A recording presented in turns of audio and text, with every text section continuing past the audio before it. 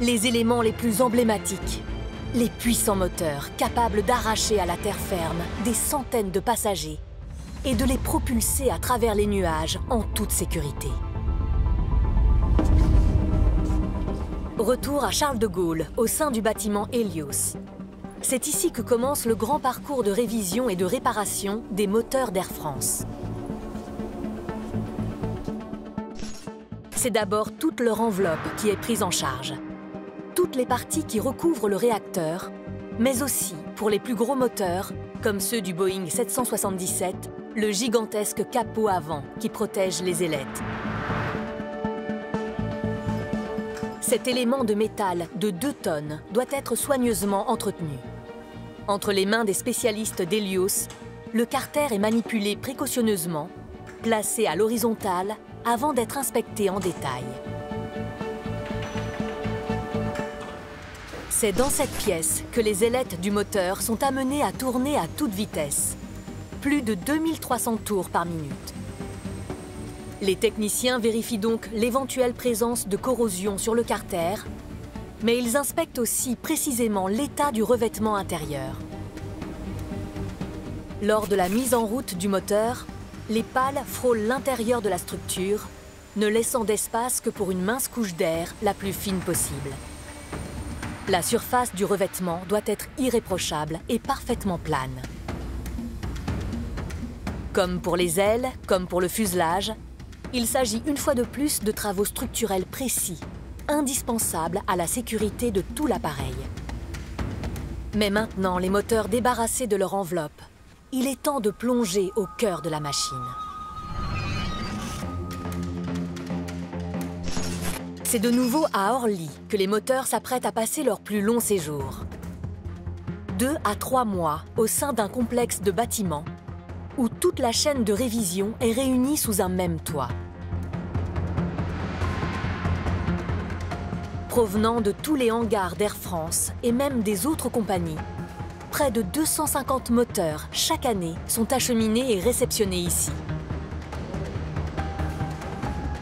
À l'intérieur du premier bâtiment de 10 000 m², des dizaines de postes sont consacrés chacun à la prise en charge d'un type de propulseur en particulier.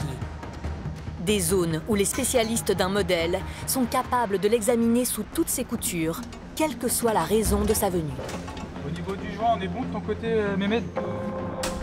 Alors on a 2 raisons majeures pourquoi un moteur se retrouve dans nos ateliers. La première, ça va être de la maintenance préventive. C'est un peu comme une voiture où on va faire réviser notre moteur ou notre carrosserie.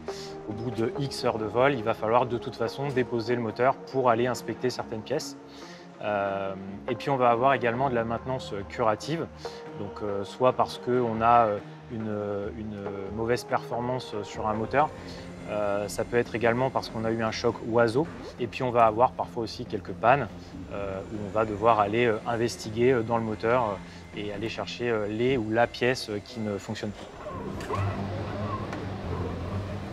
Qu'il s'agisse d'une panne ponctuelle ou d'une révision classique, la première étape consiste naturellement en une inspection détaillée. Une véritable auscultation de la machine qui repose sur une technique appelée borescopie. Cette caméra filaire miniature est capable de pénétrer à l'intérieur du moteur, à l'image des caméras endoscopiques des chirurgiens. L'opérateur parcourt tous les rouages de la machine, accède à une vue détaillée de chaque pièce et identifie le moindre défaut. Une première plongée dans ces monstres de mécanique. Le moteur est l'élément le plus compliqué de l'avion. C'est aussi, il faut s'imaginer qu'il ne fournit pas que la poussée de l'avion pour lui permettre de voler. C'est aussi en fait une petite centrale qui va pouvoir à la fois générer l'électricité à bord. C'est lui qui en partie va générer l'air dans la cabine. Et c'est également le moteur qui va pouvoir produire l'énergie hydraulique pour notamment les commandes de vol. Une fois les inspections terminées, les choses sérieuses peuvent commencer.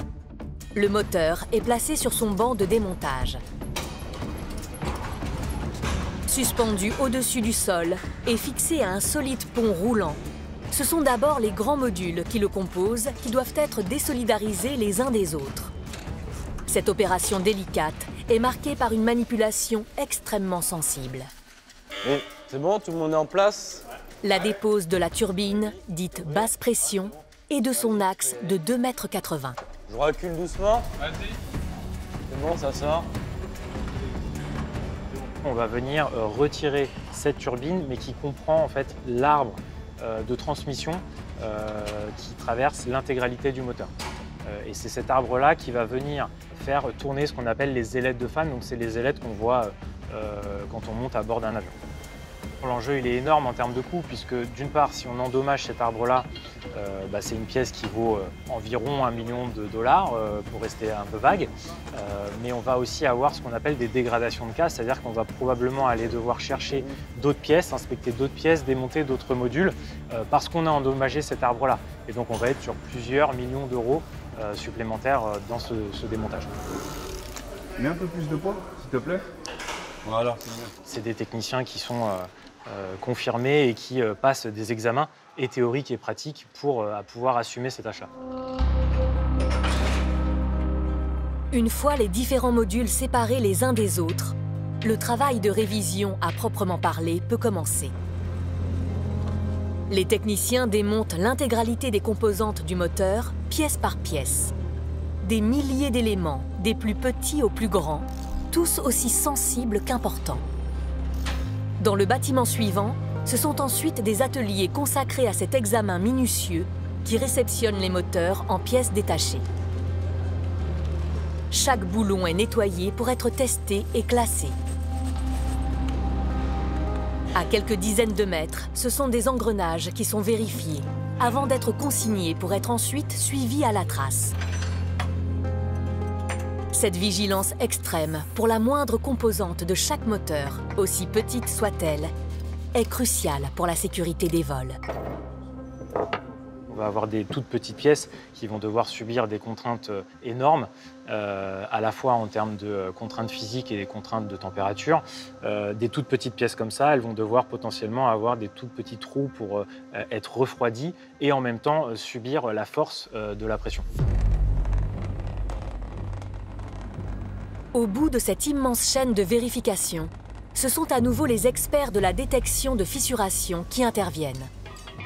Une fois de plus, ils sont à la recherche du moindre défaut qui pourrait s'amplifier et dégénérer. Une de leurs techniques de prédilection, le ressuage. Les pièces les plus sensibles sont plongées dans des bains d'agents fluorescents. S'ensuit une série de lavages, de trempages et de chauffage afin de fixer le produit dans les plus petites aspérités du composant. C'est enfin en chambre noire, à la lumière ultraviolette, que la magie opère.